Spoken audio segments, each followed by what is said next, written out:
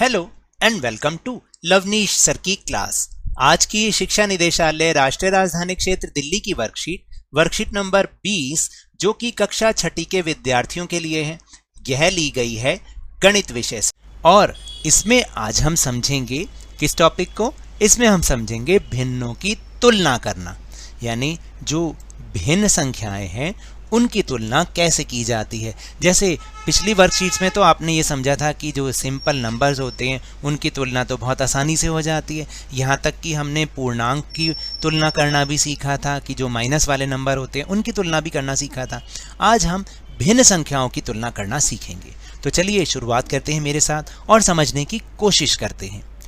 ढोलू और भोलू अपने माता पिता के साथ एक पौष्टिक पिज्जा का आनंद लेने के लिए एक रेस्तरां में गए, यानी एक होटल में गए।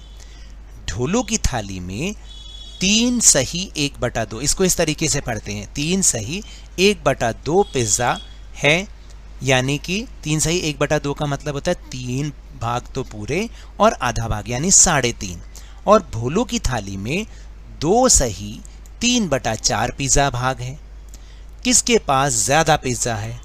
यह स्पष्ट है कि ढोलू के पास 3 पूर्ण पिज्जा और उससे ज्यादा है और भोलू के पास 3 पूर्ण पिज्जा से कम है। देखिए समझ में आ रहा है ना कि 3 तो पूरे हैं और उससे थोड़ा सा और ज्यादा, और इसके पास 2 पूरे हैं और उससे थोड़ा सा और ज्यादा, यानी 3 से कम ही है। तो अतः ढोलू की प्लेट में पिज्जा ज्यादा है। अब आकृति में दर्शाई गई भिन्नों पर विचार करते हैं। यहाँ सामने आकृति दिखा रखी है, उसमें कुछ पार्ट्स को कलर कर रखा है जिससे भिन्न बन रही है, और इसी तरह से हम भिन्नों को दर्शाते भी हैं। जैसे कि देखिए यहाँ पर कितने भाग हैं? इस आकृति के 2 भाग हैं और 2 में से 1 रंगा हुआ है, तो भिन्न बनी 1/2। इसी तरीके से दूसरी आकृति देखेंगे, इसमें कितने हिस्से बने हैं? 1, 2 और 3, तो बटे में तो आ गया 3, और कितने हिस्से रंगे हुए हैं? 1 हिस्सा, तो भिन्न बन गई 1/3। जैसे आपको नंबर मिलते हैं ना अपने स्कूल टेस्ट में, जैसे 5/10 नंबर या 7/10 यानी 10 में से 7, तो इसका मतलब यही है कि 2 में से 1 भाग रंगा हुआ है, 3 में से 1 भाग रंगा हुआ है। फिर हम अगली आकृति देखेंगे, तो अगली आकृति में 4 हिस्से बना रखे हैं, तो बटे में तो आ गया 4, और ऊपर क्या आएगा? 1 ही हिस्सा रंगा हुआ है, तो ऊपर वाले को हम अंश कहते हैं और नीचे वाले को हर कहते हैं। इसी तरह अगली आकृति में देखिए, यहाँ पर तो 5 हिस्से बने हैं, तो कुल भाग तो हो गए 5 और रंगे कितने हैं? 1, तो भिन्न बन गई 1/5। अब आपको देखने से क्या लगता है कि कौन सा भाग ज़्यादा है? नेचुरली बात है कि 1/2 सबसे बड़ा है, 1/3 उससे छोटा, 1/3 उससे छोटा और 1/5 इन सबसे छोटा है। अब आपको समझ में आ रहा है ना, क्योंकि जितने टुकड़े बढ़ते जाएंगे उतना ही हमारा हिस्सा कम होता चला जाएगा, और जितने हिस्से कम होंगे उतना ही हमारा हिस्सा ज्यादा हो जाएगा। यानी कि वो जो भिन्न संख्या है वो ज्यादा बड़ी कहलाएगी। चलिए अब हम समान भिन्नों की तुलना करके देखते हैं। समान भिन्न क्या होते हैं? जिसमें दोनों के दोनों जो हर होते हैं, हर वाली संख्या यानी नीचे वाली संख्या, वो समान होनी चाहिए, उसको हम समान भिन्न कहते हैं। जैसे यहाँ पे लिखा भी है कि समान भिन्न का मतलब है समान हर वाली भिन्न, यानी समान भिन्न कहलाती है जिसमें जो हर वाली संख्या है ना, नीचे वाली संख्या। देखिए इसमें 2 समान भिन्न कौन सी हुई? 3/7 और 5/7। इसमें जो हर है वो समान है, तो इसकी तुलना तो बहुत आराम से की जा सकती है कि 3/7 और 5/7 में कौन बड़ा है? जाहिर सी बात है 5/7 ही बड़ा है। जब भी दोनों भिन्न में जो समान भिन्न होती हैं और दोनों हर समान होते हैं, तो केवल ऊपर वाले अंश की संख्याओं को ही देखा जाता है। इसको हम चित्र के माध्यम से भी दर्शा सकते हैं। देखिए एक आकृति में पहले हमने कितने हिस्से किए? 7 हिस्से किए, 3, 4, 5, 6, 7, कुल हिस्से 7 और रंगे हुए कितने हैं? 3, तो भिन्न बन गई 3/7। इसी तरह से कुल हिस्से हैं 7 और रंगे हुए कितने हिस्से हैं? 5, तो भिन्न बन गई 5/7। तो अब आप बताइए कि कौन सा भाग ज़्यादा बड़ा है, यानी ज़्यादा किस भाग में कलर हो रखा है? 5/7 में, तो इसलिए 5/7 बड़ी है 3/7 से। अब आपको समझ में आया कि अगर समान हर वाली भिन्न होती है तो हम केवल अंश वाली संख्याओं को ही देखते हैं और बहुत आसानी से बता सकते हैं कि इनमें से कौन बड़ा है। तो अगर असमान भिन्न हो तो इसे एक उदाहरण की सहायता से समझते हैं। आइए दो असमान भिन्नों यानी 2/3 और 3/4 की तुलना करें, यानी इनमें दोनों जो हर हैं वो असमान हैं। दोनों के हर असमान हैं तो कैसे तुलना करेंगे? पहले तो हम इसको चित्र की सहायता से करके देखते हैं। तो देखिए, एक कोई चीज़ है जिसके 3 भाग हैं और 3 में से 2 ही रंगे हुए हैं, तो भिन्न बन गई 2/3। फिर एक कोई आकृति है, उसके 4 भाग हैं और उसमें से 3 रंगे हुए हैं, तो बन गया 3/4। लेकिन अब इन दोनों में हम कैसे पता लगाएं कि 2/3 है या 3/4 बड़ा है? तो इसके लिए हम एक और तरीका निकालते हैं। हम इन भिन्नों को तुल्य भिन्न बना लेते हैं, यानी समान भिन्न तुल्य भिन्न जिसमें कि हर समान बन जाए इनके। तो फिर हम ऊपर वाले तरीके से आराम से देख सकते हैं ना कि कौन सा बड़ा है कौन सा छोटा है। तो हम तुल्य भिन्न ज्ञात करके भी भिन्नों की तुलना कर सकते हैं। तो तुल्य भिन्न कैसे बनती हैं? बहुत आसान से। तो आइए हम भिन्नों को 2/3 और 3/4 की तुल्य भिन्न ज्ञात करें। कैसे करेंगे? बहुत आसान है। जैसे आपको भिन्न दे रखी है 2/3, तो 2/3 को पहले आप दोनों तरफ ऊपर भी और नीचे भी 2 से गुणा कर दो। जब आप 2 से इसको गुणा करोगे तो हमारा उत्तर आ जाएगा 4/6। ठीक है, यहाँ नहीं गुणा करना, आपने मेन जो मूल भिन्न है उसको 2 से गुणा करना है, तो आ गया 4/6। अगर मैं उसको 3 से गुणा कर दूं तो आ जाएगा 2 तिया 6 और 3 तिया 9। फिर मैं 4 से गुणा करूँगा तो 4 ऊपर नीचे दोनों तरफ 4 से गुणा करनी है, तो 2 चौक 8 और 3 चौक 12। 5 से गुणा करा तो 2 पंजे 10 और 3 पंजे 15, यानी 2/3 लिखूं या 10/15 लिखूं, बात एक ही है। इसी तरह से अगर मैं 3/4 की तुल्य भिन्न बनाऊं तो सेम इसी तरीके से आप भी करिए। पहले आप इसको किससे गुणा करेंगे? 2 से गुणा करेंगे, दोनों तरफ ऊपर भी और नीचे भी। तो पहली भिन्न क्या बनेगी?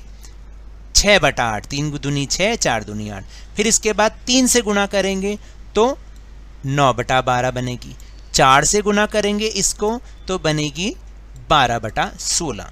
अब हमें क्या करना है? इन दोनों में से वो वाली भिन्न उठानी है जिनमें दोनों का हर समान हो। तो यहाँ से हम ले लेंगे 2/3 का मतलब 8/12 भी होता है, तो हम ये वाली भिन्न ले लेते हैं 2/3 की बजाय। और 3/4 के लिए ये वाली भिन्न को चूज़ कर लेते हैं क्योंकि इसमें भी हर 12 ही है। तो अब देखिए, 2/3 के लिए 8/12 लिख सकते हैं, ठीक है, और 3/4 के लिए 9/12 लिख सकते हैं। अब बताइए, दोनों में हम तुलना कर सकते हैं कि कौन सा बड़ा है कौन सा छोटा? बिल्कुल सही, 9/12 बड़ा है। तो यहाँ दिखाया भी हुआ है 2/3 यानी बराबर 8/12, बिल्कुल, क्योंकि ऊपर से हमने ऐसे ही किया है। और 3/4 की जगह 9/12 भी लिख सकते हैं। तो 9/12 और 8/12, अब तो हम दोनों के हर समान है, दोनों की तुलना आराम से कर सकते हैं। तो 9/12 बड़ा है और इसीलिए 3/4 बड़ा है 2/3 से। अब आपको कुछ समझ में आ रहा है कैसे करना है? अब हम अभ्यास करेंगे ना तो उसमें और अच्छे से समझेंगे। चलो अब हम अभ्यास के प्रश्न करते हैं, लेकिन इसके लिए आपको अपनी कॉपी भी साथ में निकालनी पड़ेगी। पहला प्रश्न है, आकृति का प्रयोग करते हुए निम्नलिखित भिन्नों की तुलना कीजिए। आकृति का प्रयोग करना है। जैसे पहला है 3/5 और 1/5। तो 3/5 कैसे दिखाएंगे? एक चीज़ के, एक आकृति के आप 5 टुकड़े कर लीजिए, 5 भाग बना लीजिए, तो कुल भाग हो गए 5, रंगे हुए कितने हैं? 3, तो भिन्न आ गई 3/5। इस तरह से चित्र के द्वारा भी हम इसे दिखा सकते हैं। और 1/5 के लिए 5 भाग बना के एक भाग को आप रंग दीजिए तो भिन्न बन गई 1/5। तो अब आप देखिए दोनों में से कौन ज़्यादा है, 3/5 या 1/5? बिल्कुल 3/5 बड़ा है। इसलिए मैंने आपको बताया था कि अगर हर समान हो तो हम तुलना कर आराम से कर सकते हैं, बहुत इजीली। इसी तरह 5/7 और 3/7 में कौन बड़ा है? देखने में 5/7 लगता है, तो अब हम इसको चित्र के द्वारा देखेंगे। यानी एक आकृति के आप 7 टुकड़े कर लो, 7 टुकड़े कर लिए। अब रंगे हुए कितने हैं? 5, तो 5/7 वाली भिन्न आ गई। आकृति में इस तरह से फिर दोबारा 7 टुकड़े करके 3 को रंग दो तो 3/7 वाला भिन्न आ गया। अब आप देखो दोनों में तुलना करो, इन दोनों में ज़्यादा कौन है? 5/7। तो 5/7 बड़ा है 3/7 से। बहुत आसान है या नहीं है? फिर इसके बाद दूसरा प्रश्न है कि तुल्य भिन्न का प्रयोग करते हुए निम्नलिखित भिन्नों की तुलना कीजिए। यानी अब हम उनकी तुलना करेंगे जिनके हर समान नहीं है। तो पहले उनकी तुल्य भिन्न बनाएंगे और फिर तुलना करेंगे। जैसे पहली तुलना है 5/6 और 1/4 की। तो 5/6 की तुल्य भिन्न कैसे बनाएंगे, मैंने समझाया था, पहले 2 से गुणा करेंगे। तो 2 से गुणा किया ऊपर नीचे तो 10/12 आ गया। 3 से गुणा किया तो 5/6 को 15/18, क्योंकि 5 तिया 15, 6 तिया 18। इसी तरह से 1/4 की तुल्य भिन्न कौन सी होगी, पहले 2 से गुणा करेंगे तो 2 एकम 2 और 2 चौक 8, और 3 से गुणा किया तो 3 एकम 3 और 4 तिया 12। तो अब हमें वो वाली भिन्न लेनी है दोनों की जिनमें हर समान हो जाए। तो हम लेंगे 10/12 को और इसमें से किसको लेंगे, 3/12 को। तो अब तुलना करना आसान हो जाएगा या नहीं। तो 10/12 बड़ा है 3/12 से, यानी कि 5/6 बड़ा हुआ 1/4 से। अब कुछ समझ में आ रहा है। हमें उन दोनों तुल्य भिन्नों में से वो भिन्न लेनी है जिसमें दोनों का हर समान बन जाए। फिर इसके बाद दूसरा प्रश्न है 2/3 और 3/5। तो 2/3 की तुल्य भिन्न कौन सी बनेगी, पहले 2 से गुणा करो तो आएगा 4/6। फिर 2/3 को 3 से गुणा किया तो उत्तर आएगा 6/9। 4 से गुणा किया 8/12 आएगा, और 5 से गुणा किया तो 10/15 आएगा।